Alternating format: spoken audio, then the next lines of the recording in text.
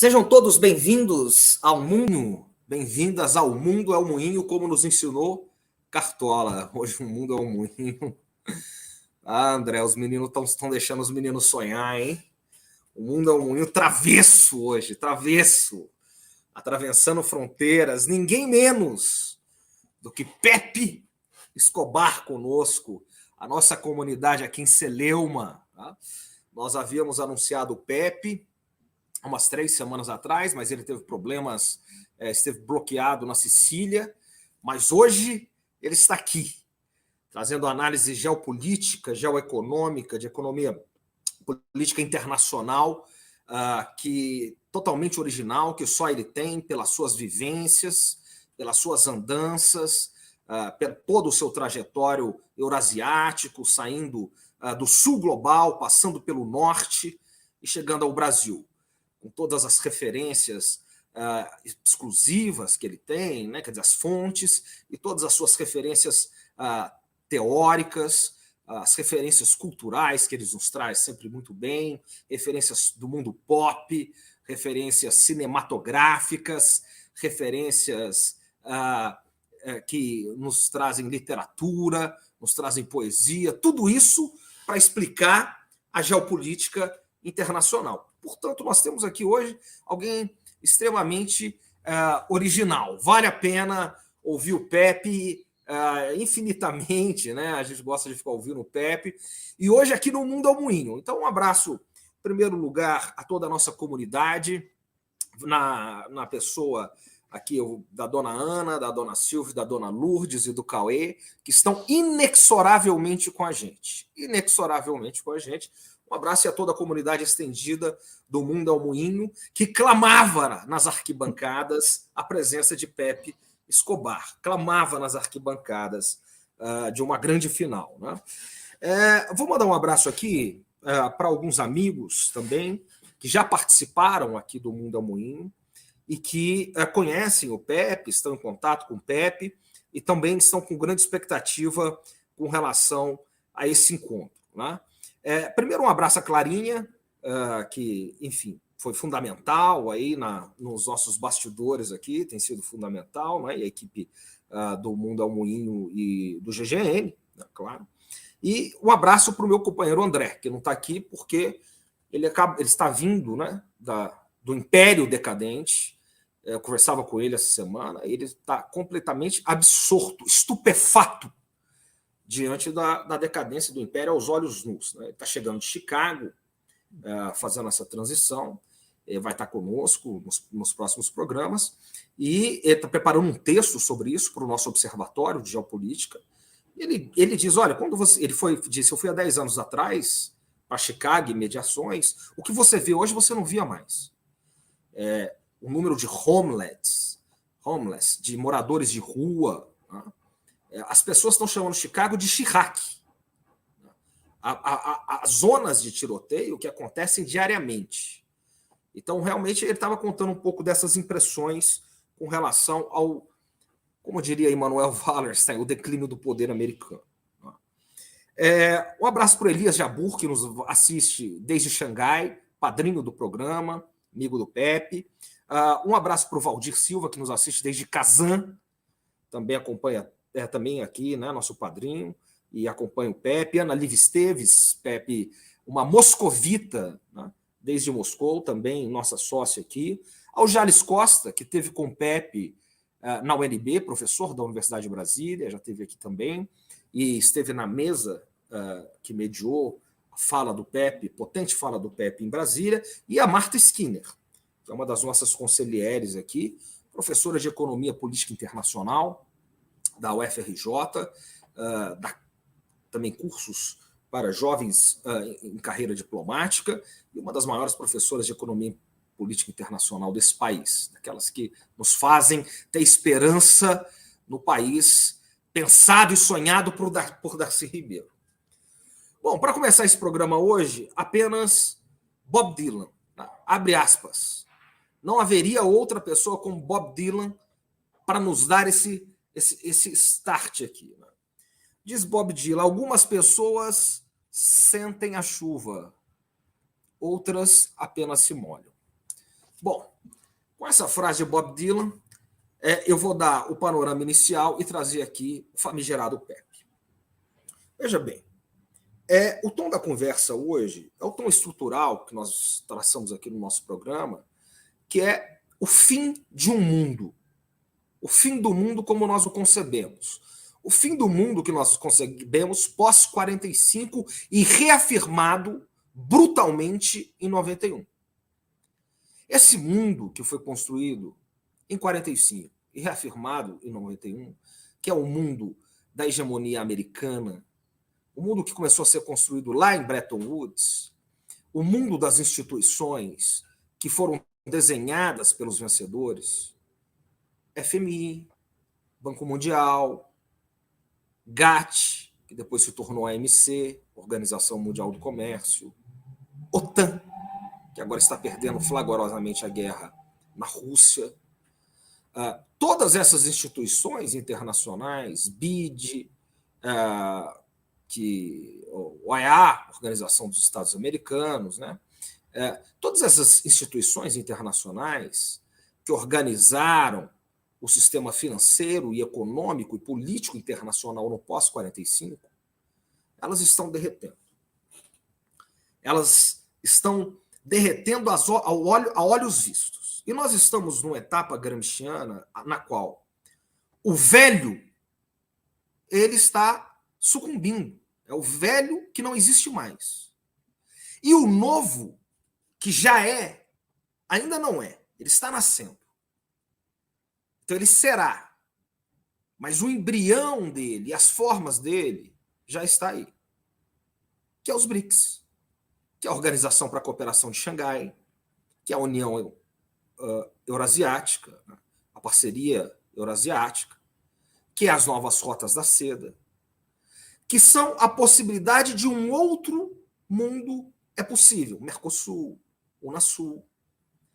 Instituições que emanam da Eurásia e do Sul global para dizer e contestar o expansionismo infinito da hegemonia econômica, financeira, política e militar norte-americana e dos seus aliados atlanticistas, conquistadas, impostas em 45 e reafirmadas de maneira draconiana em 91. Então, essa mudança que nós temos, eu já fecho aqui, é uma mudança secular, é uma mudança que acontece como nos lembra os ciclos hegemônicos de Giovanni Arrighi e Beverly Silver a cada 100, 150 anos. Ou que, pura e simplesmente, pode ser expresso no último encontro entre Xi Jinping e Vladimir Putin, quando na saída do Kremlin obviamente, propositalmente vazado a conversa deles, e o Xi diz ao Putin, meu amigo, diz Xi ao Putin, nós estamos vivendo uma mudança muito acelerada, uma mudança como não vista nos últimos 100 anos, em termos geopolíticos, e eu e você fazemos parte dela. E o Putin disse, é isso mesmo, boa viagem, camarada, cuidado. Sem mais delongas, vamos trazer para cá o nosso querido Pepe. Pepe, seja bem-vindo. Eu que tenho que trazer. Hoje eu estou sem o André aqui, mas vai dar tudo certo. Pepe, uma grande alegria e uma grande emoção aqui de receber. Deixa eu só dar um pequeno testemunho aqui, né? O Pepe, além de todas as facetas, né, que ele tem, eu particularmente, Pepe, eu sou muito fã da maneira como você usa a cultura pop, como você usa altas referências literárias, como você usa o cinema, né, a cinebiografia. Você transita em universos que trazem um diálogo muito profundo, muito forte, muito profundo, para explicar relações internacionais. É uma coisa assim, absurdamente extraordinária. Mas eu quero falar de uma face aqui, só para te apresentar, porque aqui é um clube de amigos. Do lado da simplicidade do Pepe. Né? A primeira vez que eu entrei em contato com o Pepe era lá pelo Facebook ainda. O Pepe, ele tinha falado numa palestra dele, nessas palestras, enfim, nessas aulas que ele dá com a Tucci, lá no 247, né? Excelentes, e ele tinha falado de Wallerstein e Arrighi na mesma aula. E eu tenho um livrinho, né, que eu mandei para o Pepe, esse aqui atrás, Colapso ou Mito do Colapso do Poder Americano, e falei, pô, Pepe, eu estudo esses caras aqui e tal, né? Eu apenas um pobre estudante em busca de mais conhecimento, um jovem latino-americano, sem parentes importantes, sem dinheiro no bolso. Falei, vou mandar isso. Provavelmente o Pepe nunca vai olhar isso aqui e tal. O Pepe me respondeu na hora. E num gesto assim de humildade, os grandes são sempre simples, não é isso? Como diriam os chineses, os grandes são simples. E ele falou, que livro extraordinário e tal, e começou a trocar ideia e falou, eu entrevistei o Arrighi, foi uma entrevista de 5 horas, os caras perderam, filhos da mãe. E eu falei, pô, eu conheci a Beverly, que é a companheira dele e tal, e não sei o quê. E aquilo ali a gente ficou uma madrugada inteira. Depois trocamos algumas conversas, né, rápidas, enfim. Então eu quero falar da generosidade do Pepe. A generosidade dele está aqui, a humildade, e isso é próprio dos grandes. A agenda dele é uma agenda, vocês podem imaginar, é uma agenda apocalíptica, mas ele abriu espaço para estar aqui conosco. Pepe, não falo mais, seja bem-vindo, a casa é sua. Muito obrigado, belíssima introdução. Me toca bastante, especialmente em português, porque eu escuto português muito pouco, como vocês podem imaginar, né? De vez em quando, às vezes uma vez por mês, né? E o que você falou é exatamente o que a gente está vendo.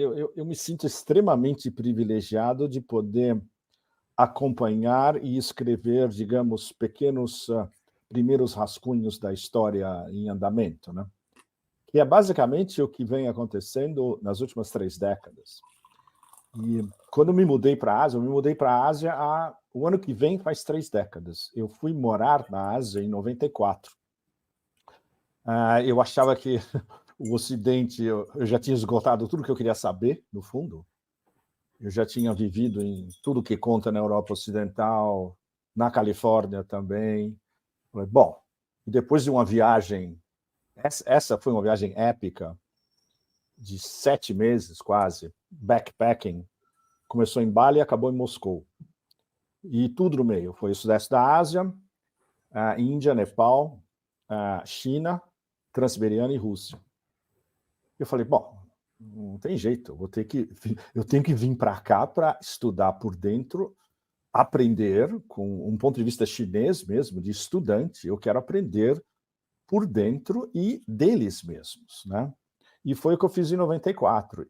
Então em termos de observação pessoal, foi uma aula constante durante 3 décadas, onde eu pude ver, entre outras coisas, e claro, passando por cima de diversos focos principais, a ascensão dos tigres asiáticos nos anos 90. Vocês devem lembrar que existia a revoada de... Na verdade, os chineses tinham uma metáfora muito mais bonita, era uma revoada de gansos. Eles colocavam Hong Kong, Singapura, Taiwan e a Coreia do Sul como os gansos principais, e atrás vinha um gansão, que era a China. E tinha uns outros gansinhos intermediários, que era Malásia, Indonésia, Vietnã, e Tailândia, que estavam enganchando nos 4 gansinhos principais na frente. A loucura é que, na verdade, em apenas 2 décadas, esse cenário virou de ponta cabeça. É o gansão e todos os gansinhos e mais todos os outros gansos do sul global seguindo, que é a liderança da China no século XXI. Então eu vi isso nos anos 90, quando ainda era incipiente, onde a China ainda estava seguindo o que o Deng tinha organizado basicamente entre 78 e 79, que é o opening up, segundo a definição oficial dos chineses, né? Vamos abrir, mas vamos abrir controlado. Então, eles abriram com zonas econômicas especiais, eles investiram em Shenzhen se tornar um grande polo, do lado de Hong Kong. Eles recuperaram Hong Kong em 97, muito importante. E foi muito importante ver o processo da reintegração de Hong Kong à China em 97, depois, no meu caso, eu já estava 3 anos e meio viajando pela Ásia para cima e para baixo, inclusive o sul da China. E aí eu comecei a entrar mais fundo na Eurásia. Eu comecei para a Ásia Central, comecei a ir para o oeste da Ásia, o que nós no Ocidente chamamos de Middle East, de Oriente Médio, que é uma noção completamente eurocêntrica, né? Não tem nada a ver, é oeste da Ásia. Como o sudeste da Ásia, Tailândia, Indonésia, Laos, Camboja, o oeste da Ásia é Irã, Iraque, Líbano, Jordânia, etc. E a Turquia também. E veio, em 2001, como vocês sabem, o divisor de águas que inaugurou o novo século e o novo milênio, o 11 de setembro.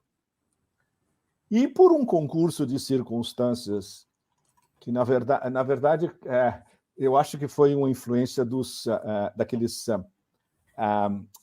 grandes sábios sufis. Eu sou um grande admirador do sufismo, que devem ter me dado vamos dar uma chance para aquele cara lá que veio da América do Sul, né? Vamos botar ele no lugar certo na hora certa, que era eu estar nas zonas tribais do Paquistão, no Paquistão e no Afeganistão, antes do 11 de setembro. Quando aconteceu o 11 de setembro, eu tinha acabado de sair de Peshawar, a capital das zonas tribais.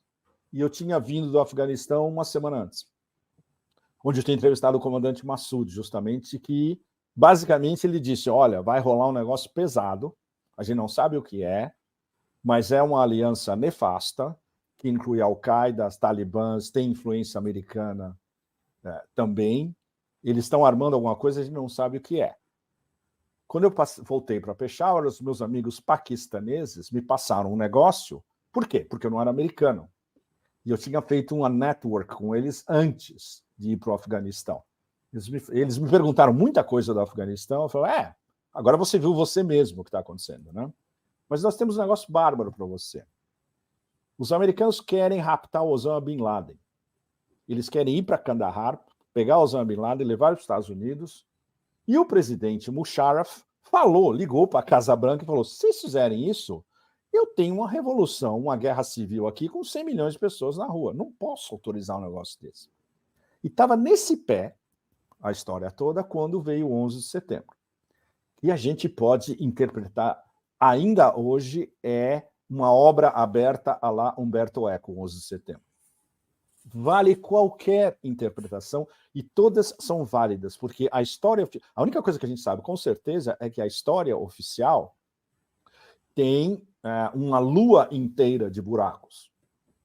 Mas isso foi muito fácil de provar nesses últimos anos. Provar a história definitiva do que realmente aconteceu, ninguém conseguiu. Tem várias aproximações muito boas. Basicamente, que foi uma gigantesca false flag. Agora, como isso foi operado, quem operou e quantos estavam por dentro da história, e como isso serviu principalmente para o que o Império queria fazer, porque já tinha sido telegrafado, e depois a gente teve a confirmação pelo general Wesley Clark, 7 países em 5 anos, começando pelo Afeganistão, mas indo para onde interessava, né? Iraque, Somália, Iêmen e Hezbollah e chegando no Irã. Isso a gente soube só alguns anos depois. Mas o século XXI, o curto século XXI, para lembrar o Hobsbawm, começou com 11 de setembro. E aí começou o que é algo que eu costumo discutir com amigos chineses. Muito, muito, muito bem educados, também no Ocidente. Todos eles são fluentes em inglês, por exemplo. A gente conversa em inglês. Eles me passam coisas em mandarim que eles me traduzem. Basicamente considerando o Ocidente como um bando de bárbaros. E isso eles podem falar un petit comité, porque é isso que os intelectuais chineses discutem entre eles. O que eles consideram que foi a maior falha estratégica do Império começou não agora com a Ucrânia, começou depois do 11 de setembro. Porque eles criaram uma guerra completamente artificial contra o mundo islâmico, essencialmente. Com todos aqueles véus tentando disfarçar, mas no fundo era uma guerra contra o Islã. E todos os adversários ou inimigos malignos, terminologia do próprio Império, eram países islâmicos. E isso é algo que a gente viu claramente em 2003, depois da invasão do Iraque. Que foi, para mim, também uma aula absolutamente extraordinária, porque eu ouvi isso de chefes tribais do Triângulo da Morte. Ramadi, Fallujah e Bagdá.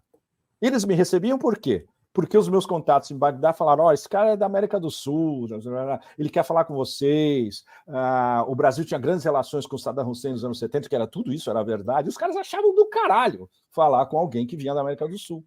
E me passavam tudo, me abriram as portas e contaram tudo como funcionava, como financiavam a guerrilha, como weaponizavam a guerrilha, como todo mundo comprava fuzil AK-47 fabricado na Romênia por $20 e no dia seguinte estava na resistência, tudo isso. Isso daí eles não iam passar para americanos, eles iam passar para um cara como eu, que vinha da periferia, do sul global, justamente. Bom, aí a gente viu como estava durante os anos 2000. Vocês devem lembrar muito bem daquela palhaçada americana na época do Rumsfeld, bomb, bomb, bomb, Irã, que era o mantra em 2004, 2005, 2006, 2007, antes das eleições que o Obama venceu no fim de 2008. E eles esqueceram, simplesmente, que havia duas enormes potências emergentes trabalhando em silêncio na Eurásia, a Rússia e a China. A Rússia, depois da eleição do Putin em 2000, que começou a se reerguer lentamente, mas com um projeto de desenvolvimento ou redesenvolvimento nacional muito sério, industrial, militar, tecnológico, e a China, que depois que entrou na OMC em 2001, começou a disparar. 11% ao ano, 14% ao ano, seja basicamente transformando partes da China, como o Deng Xiaoping tinha pensado quando ele visitou Singapura, antes dele lançar as reformas, eu vou fazer 1.000 Singapuras.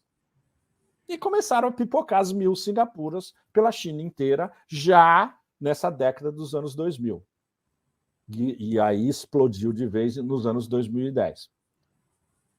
Os Estados Unidos só acordaram para esse buraco estratégico em que eles se meteram por eles próprios e de inventar uma guerra contra o mundo islâmico completamente artificial, porque eles achavam que eles iam reescrever a história nas terras do Islã, em benefício, evidentemente, de Israel e em benefício de multinacionais americanas.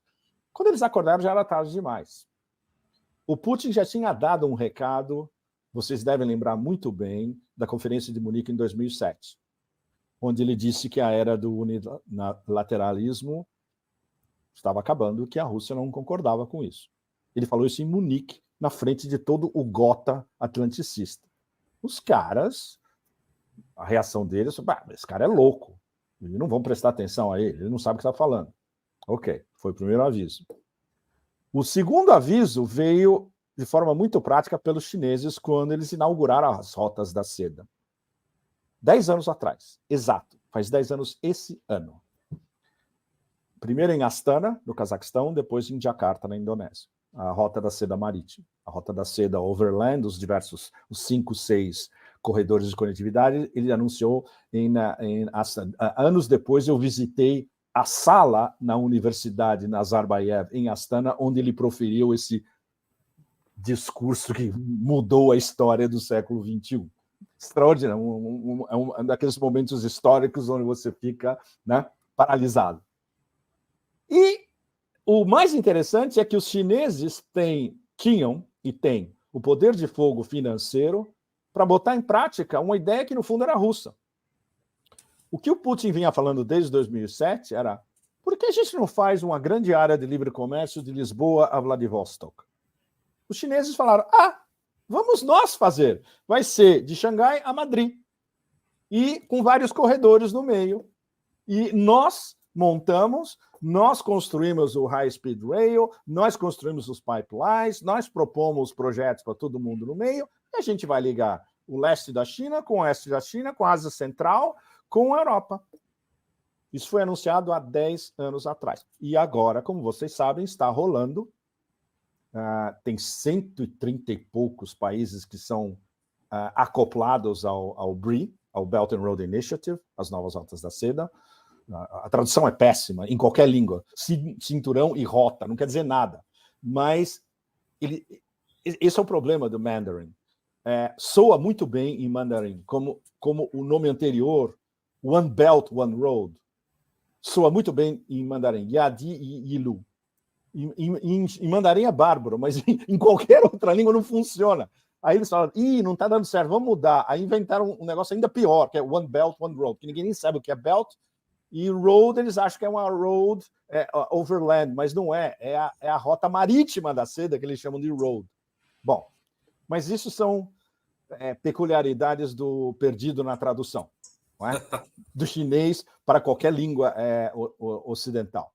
Bom, então isso 10 anos atrás.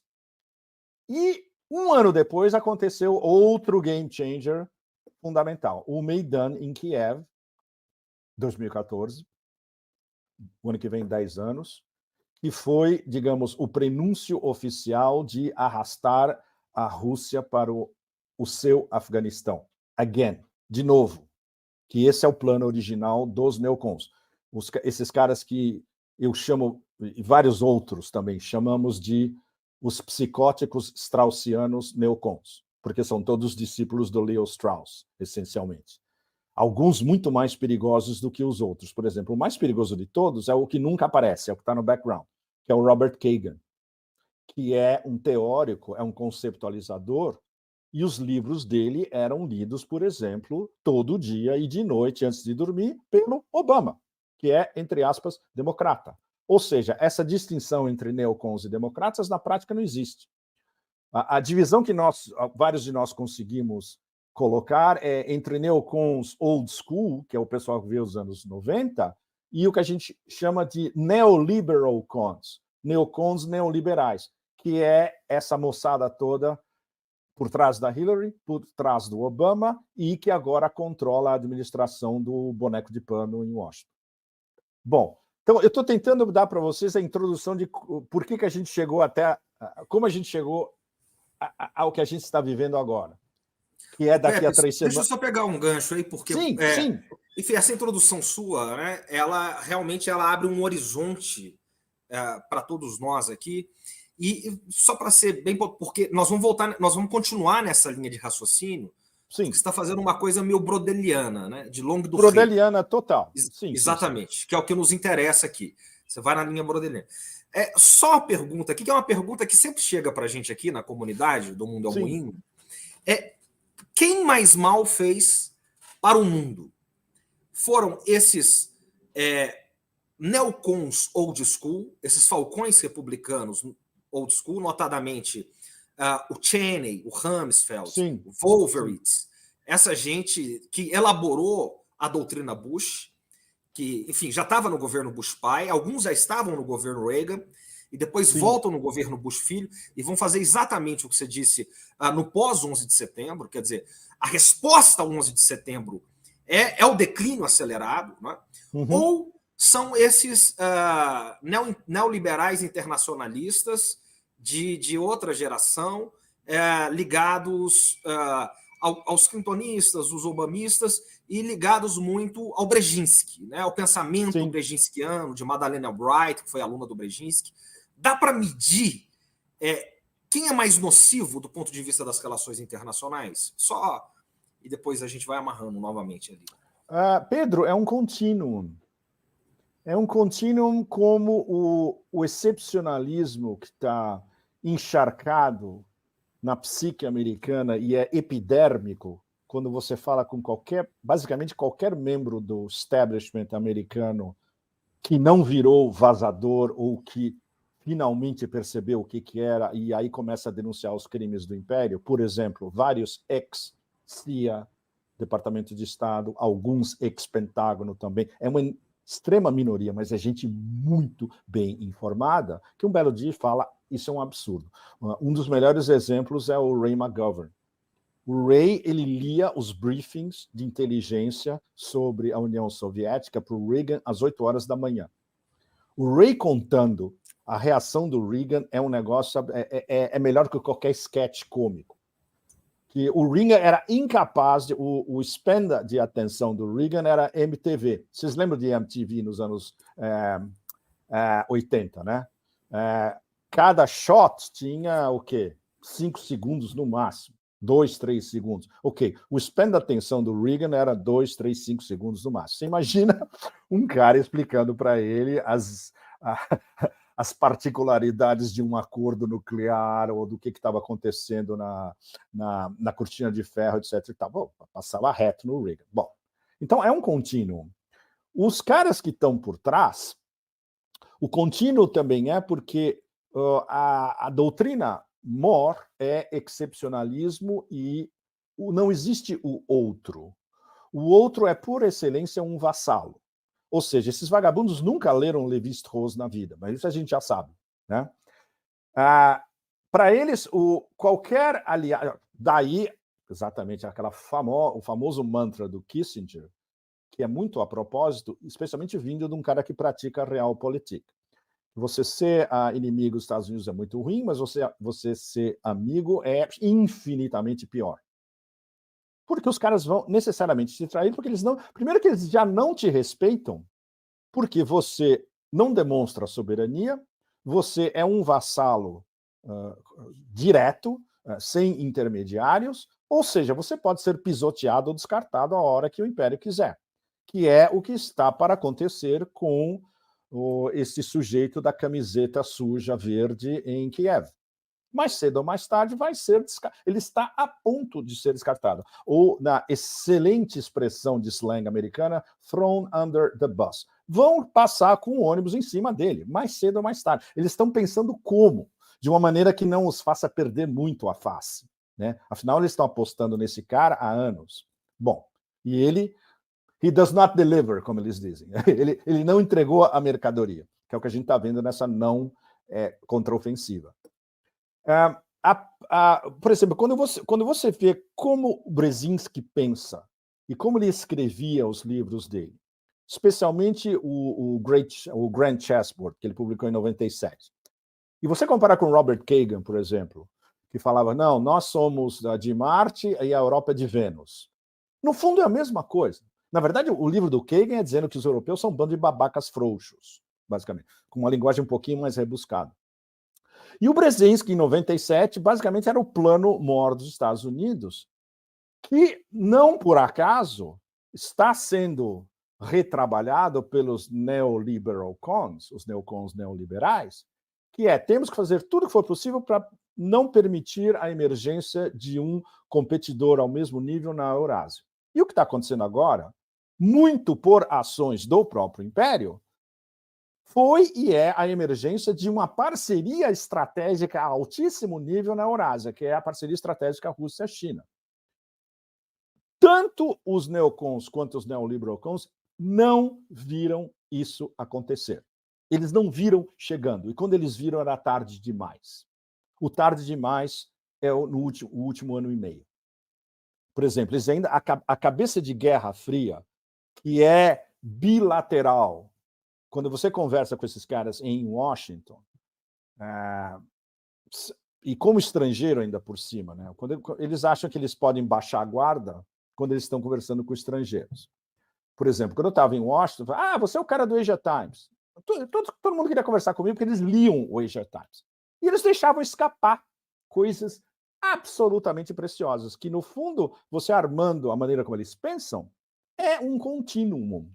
Existem diferenças de gradação, e existem diferenças de, vamos tentar botar um verniz democrático nessa história toda, que é o que existe hoje, nessa dicotomia básica de obamitas, hilaristas e os caras atrás do Biden, entre democracias e autocracias. Ou seja, você é uma democracia se você está com a gente, e se você é um vassalo fiel. Qualquer outra coisa é uma autocracia, e você é um horror, é maligno, você é um novo Hitler. E isso se aplica a todo mundo. Se aplica ao Irã, à Nicarágua, à Venezuela, a Cuba, à Rússia, à China, etc. Então, o modo de pensar... Por que esse modo de pensar é muito... como é que chama? É um amálgama entre os dois. Porque ele se origina no que a gente chama de Beltway, que é aquele... Voltando à metáfora do cinturão, né? É o cinturão Washington, Virginia, Maryland, onde está todo o Deep State. Ou seja, todos os think tanks, com pouquíssimas exceções, por exemplo, a Rand Corporation está em Santa Mônica, na Califórnia, mas quase todo mundo está no Beltway. Todo o complexo industrial militar está lá. Todas as sedes do complexo industrial militar estão lá. E todas as organizações do Estado estão lá, especialmente em Washington. A maneira como esses caras pensam é em bloco. É o que a gente chama de por exemplo, entre nós estrangeiros, nós sempre conversávamos que Washington, no fundo, é uma cidade muito provinciana. É uma company town. O termo em inglês é ótimo. Company town é uma cidade da empresa. Ou seja, a empresa foi lá e montou uma cidade. Nos Estados Unidos é como se uma empresa gigante tivesse chegado e tivesse montado uma cidade gigantesca unindo esse cinturão todo. E é muito provinciano. Por quê? Pela incapacidade não levi-straussiana que eles têm de entender o outro, pelo fato de que o outro, na cabeça de todos esses excepcionalistas em diversos degraus, é um ser inferior e tem que ser um vassalo, e tem que ser tratado como um inferior e um vassalo, e se não respeitar, a gente vai lá e bombardeia, ou bombardeia os caras para eles entrarem na democracia via bomba.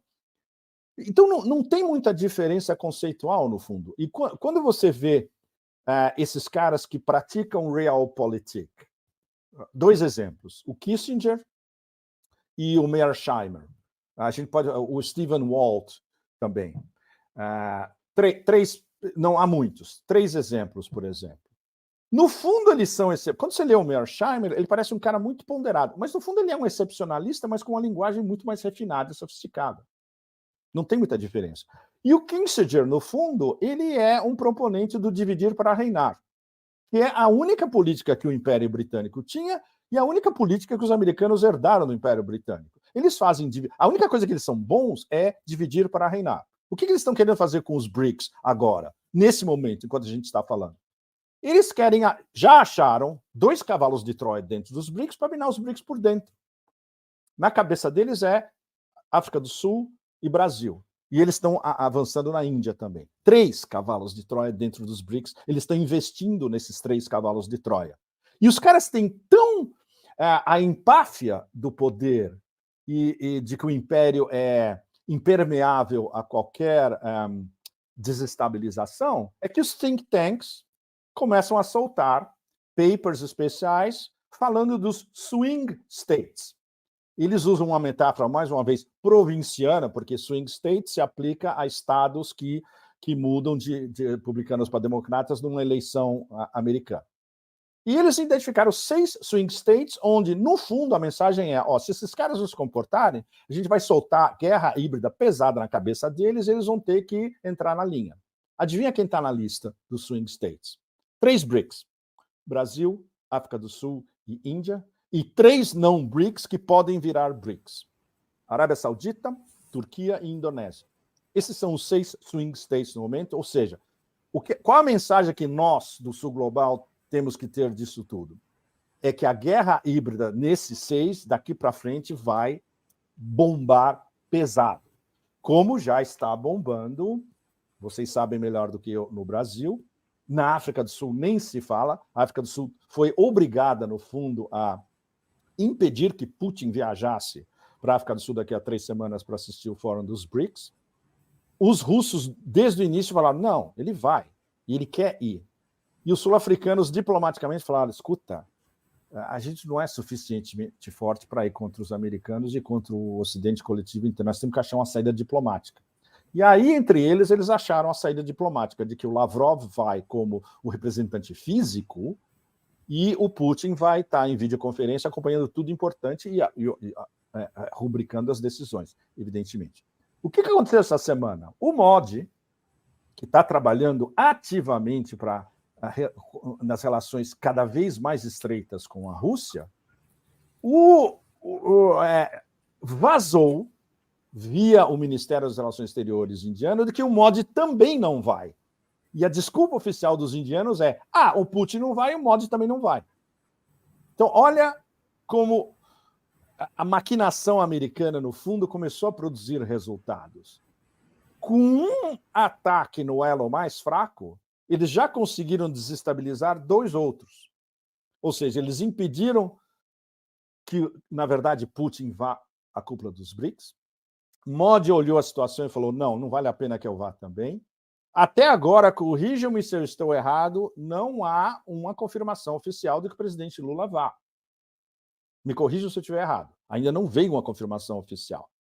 E Xi Jinping, e isso é 90% certo, também não vai. Então, você imagina a cúpula dos BRICS, a mais importante da história dos BRICS, desde a fundação do BRIC original, os 4, há 22 anos atrás, até os BRICS começaram em 2008, 7 ou 2008, né, se não me engano, o summit mais importante da história deles. Não vai ter os presidentes, vai ser os ministros das relações exteriores. São as decisões mais abrangentes e de efeitos ilimitados que eles vão tomar esse ano, que é, basicamente, a expansão para BRICS Plus, onde tem essa lista gigantesca, todos nós já sabemos, ela vai de 20 a 30 ou até 41 no momento, incluindo as várias levas, e vários que estão no...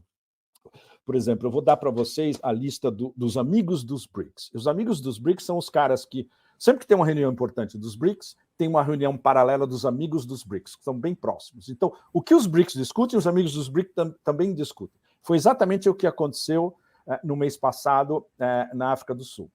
Olha quem está nos amigos dos BRICS. E isso não está contando a Bielorrússia, que não foi nesse, mas eles também fazem parte.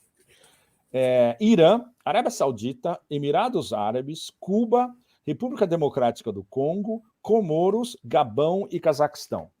Ou seja, a gente pode, mais ou menos, inclusive o que a gente está discutindo nesses últimos dias, que os primeiros candidatos para entrar no BRICS Plus provavelmente vão sair dessa lista. A gente vê que nessa lista, por exemplo, não tem Indonésia e Turquia. Por quê? Eu dou a resposta para vocês agora. Os indianos manifestaram um certo desconforto, e eu estou sendo bastante diplomático, com a possível entrada da Indonésia e da Arábia Saudita, especialmente.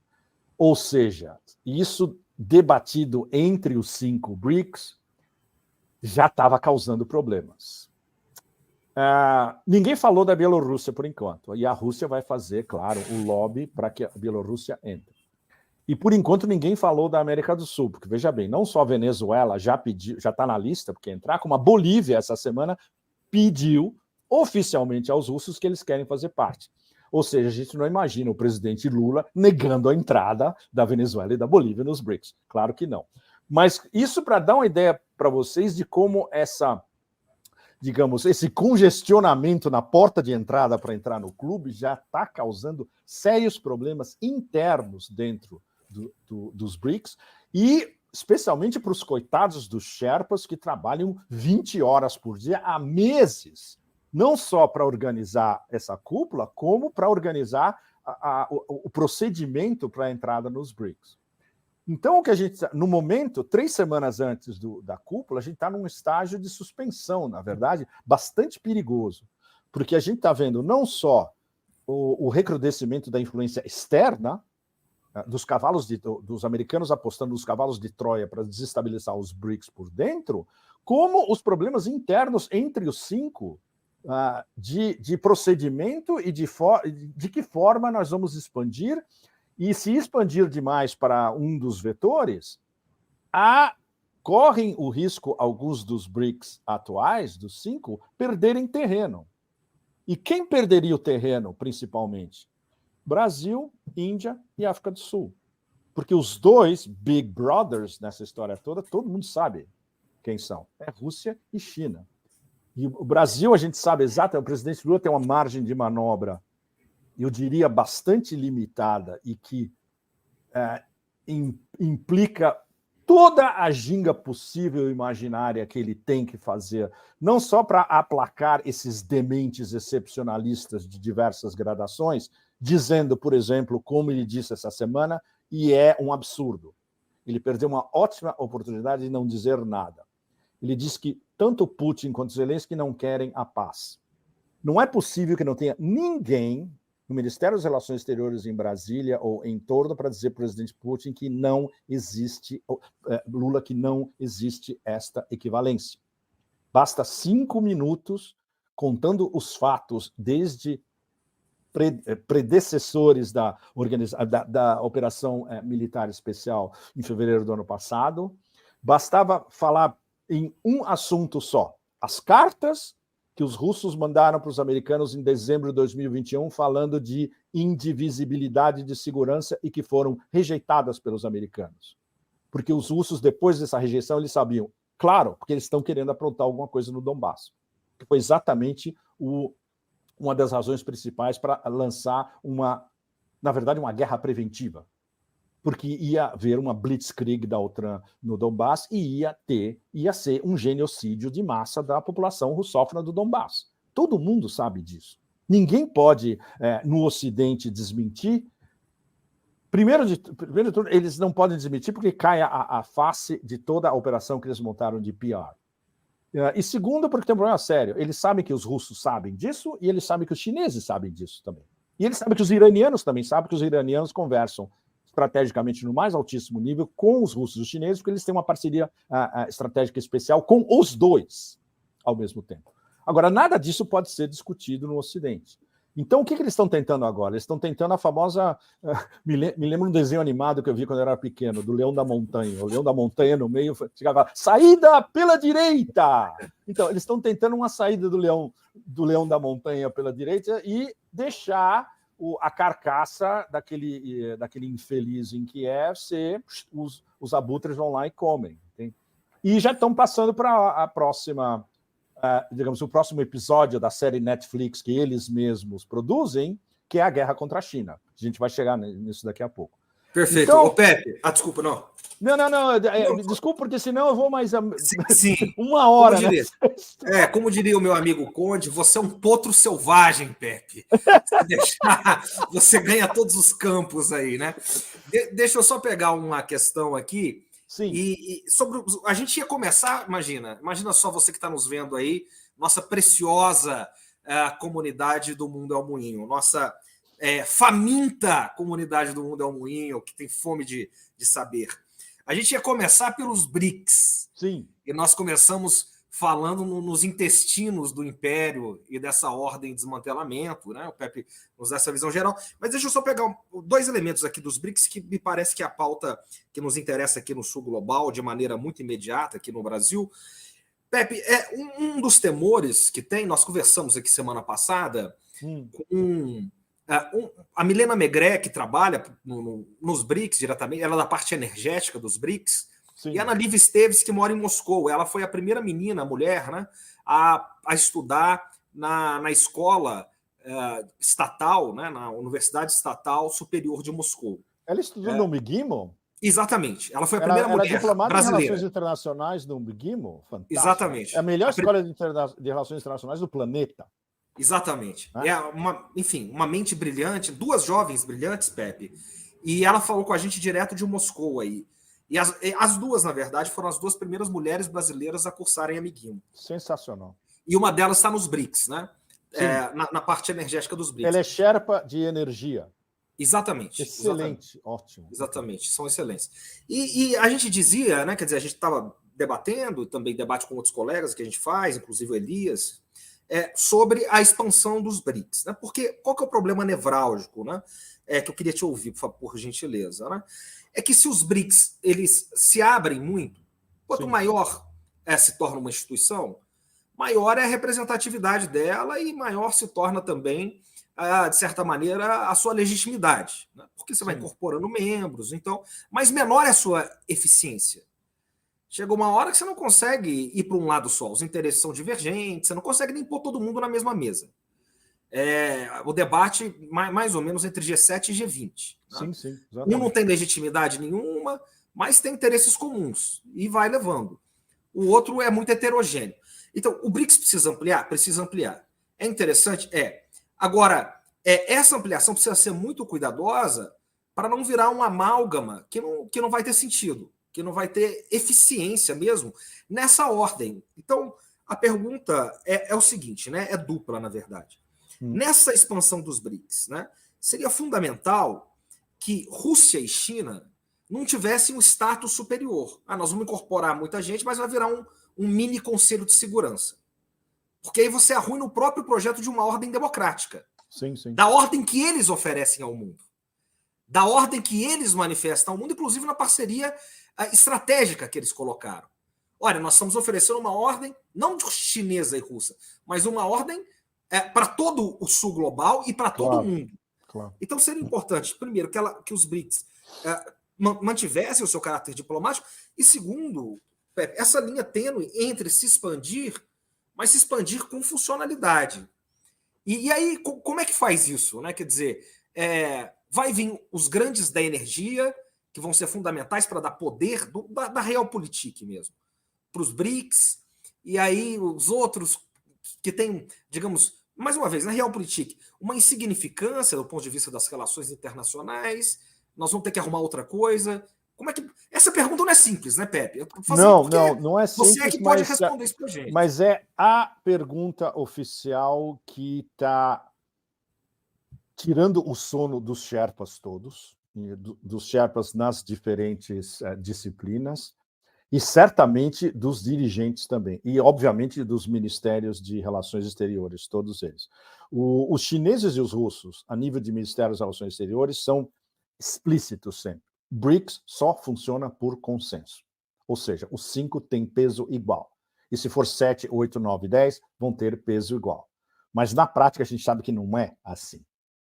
Vou dar um exemplo paralelo de uma outra organização que está correndo, não por trás, mas na mesma pista, paralela com os BRICS, que é a Organização de Cooperação de Xangai.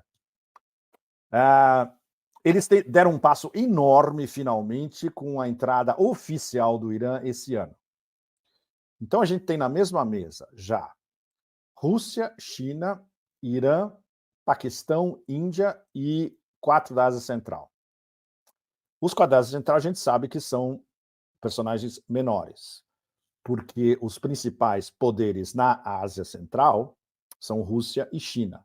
E eles estão mais ou menos dividindo as áreas de competência e as esferas de influência deles na Ásia Central, inclusive em termos de proteger esses stuns da Ásia Central de interferência estrangeira, manipulação, revoluções coloridas, etc. Exemplo, a tentativa de revolução colorida no Cazaquistão no começo do ano passado, que, graças à intervenção da CSTO comandada pelos russos, acabou em menos de 48 horas.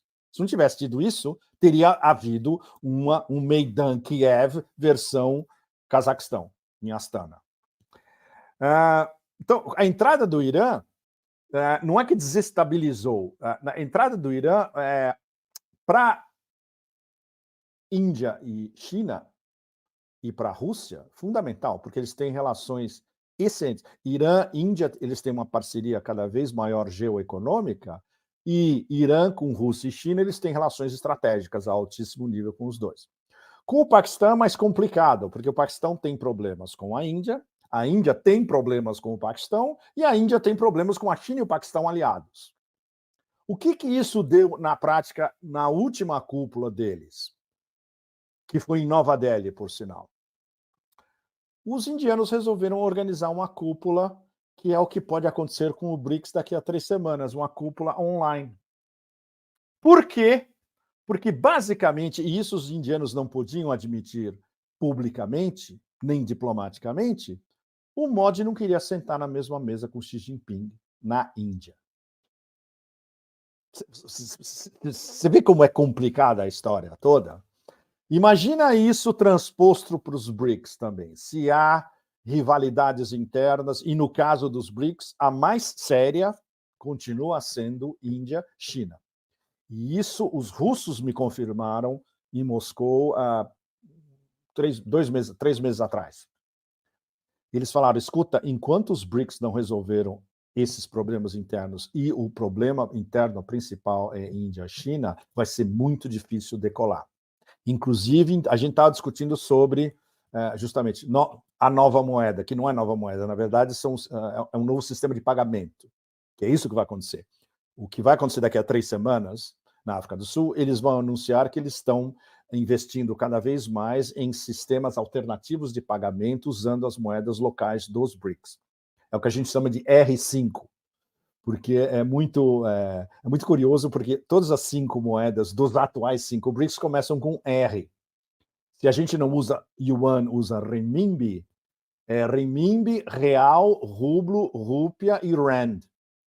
Então, é muito legal, porque os Sherpas que estão cuidando de economia e finanças, eles falam, olha, a gente está trabalhando para que cada vez mais o comércio bilateral ou multilateral entre os 5 seja feito em R5.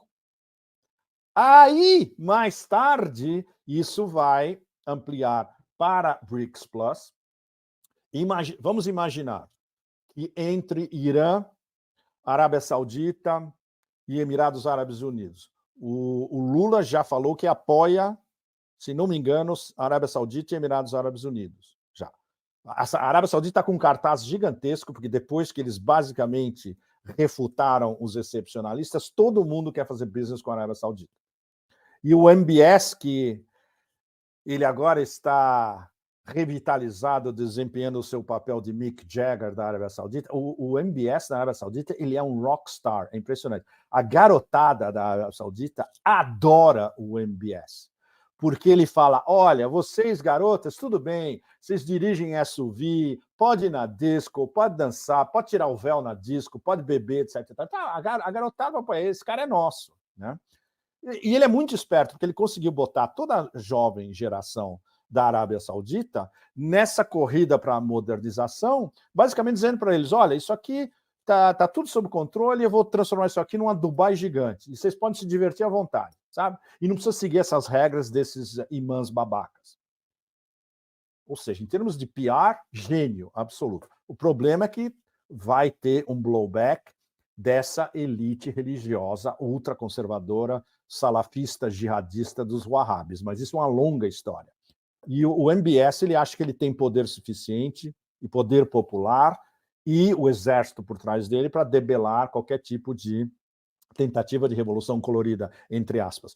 Provocada por quem? Pelos excepcionalistas, mais uma vez, que eles têm um cara. Na hora que se eles pudessem dar um chute no MBS, o cara deles é o príncipe Nayef, que é o cara da CIA. Ele é o ex-chefe da inteligência saudita, que era basicamente um preposto, um enviado, um sátrapa da CIA em Riad.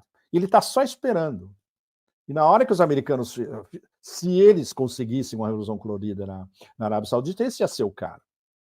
Então o MBS sabe de tudo isso. E ele já percebeu que as alianças dele não são mais no mundo árabe e não são mais com os americanos, são com os euroasiáticos. É basicamente com a Rússia e a China, mas é retomando a relação com o Irã, que começou com os russos fazendo a ponte, depois de jogar a bola para os chineses, e os chineses fecharam e arremataram e fizeram o gol, que foi anunciado em Pequim, e na União Econômica Euroasiática.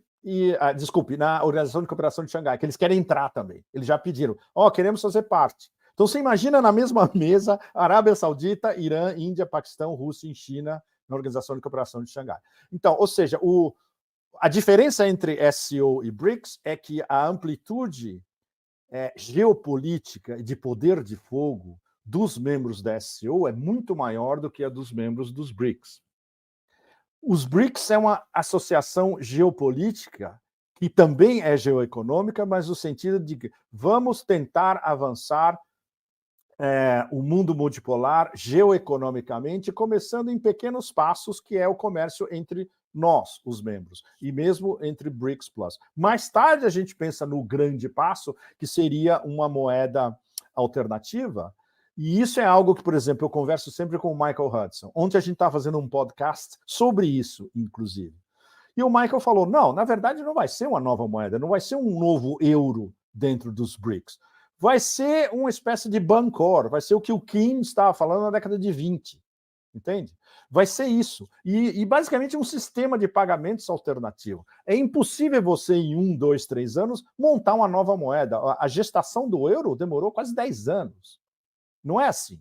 Então, o que a gente vai ver dentro dos BRICS, geoeconomicamente, é mais comércio bilateral e multilateral nas moedas deles, incluindo a dos novos.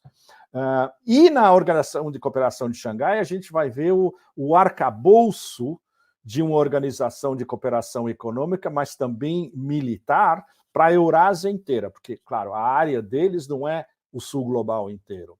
A área deles vai, basicamente, do oeste da Eurásia até o leste da Eurásia e o sul da Ásia. Mas já tem, por exemplo, países do oeste da Ásia que querem entrar na SCO também.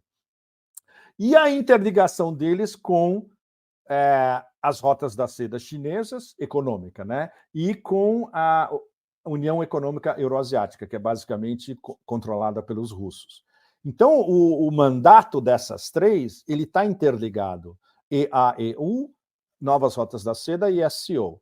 E os BRICS, não. Os BRICS, a visão dos BRICS é uma interligação de diferentes pontos do sul global. Então, a gente tem que ter mais membros da África, e vai ter a lista de aspirantes da África é enorme, e vai ser maior ainda, considerando o que está acontecendo com a nova onda de liberação do neocolonialismo africano, Burkina Faso, Mali, Guiné e agora Níger. Na América do Sul, Venezuela e Bolívia, vai ter outros também. No oeste da Ásia, a gente pode ter, por exemplo, Líbano, eventualmente, mas o Líbano está sob pressão americana total, então eles não têm margem de manobra. Eles adorariam entrar nos BRICS, por exemplo. Síria não pode porque está sob sanções e não tem como você incorporar a Síria como um país, e é um país que ainda está sob ocupação ocidental. 1/3 da Síria ainda é ocupada pelos americanos. O Iraque adoraria entrar, mas não pode, porque na verdade ainda está ocupado pelos americanos. Não conseguiram expulsar ainda. Mas muita gente no oeste da Ásia está já olhando e falando, mas queremos entrar em algum lugar, queremos entrar nos BRICS, queremos entrar na SCO, e todas as avenidas estão fechadas para nós no momento. O único, porque é uma potência regional, é o Irã. E o Golfo Pérsico, porque eles são potências econômicas. Então, a margem de manobra da Arábia Saudita e dos Emirados agora é enorme. Eles podem entrar tanto na SCO, quanto nos BRICS, quanto nos dois. Então, isso dá uma ideia para vocês da complexidade da interligação dessas instituições multilaterais. Está todo mundo trabalhando mais ou menos, estão todos na mesma pista e correndo na mesma pista, um do lado do outro. Claro, mas uns estão olhando para trás cada vez mais porque eles estão vendo o monstro chegando cada vez mais perto, que é um monstro excepcionalista que quer dividir para reinar, cavalos de Troia, swing states, essa palhaçada toda. E outros têm uma margem de manobra muito maior, que é a Organização de Cooperação de Xangai. Alguns deles têm uma margem de manobra total, que é a União Econômica Euroasiática, onde os russos olham em torno do mundo e falam, olha, tem um monte de gente que quer fazer acordo de livre comércio conosco. Maravilha, vamos fazer.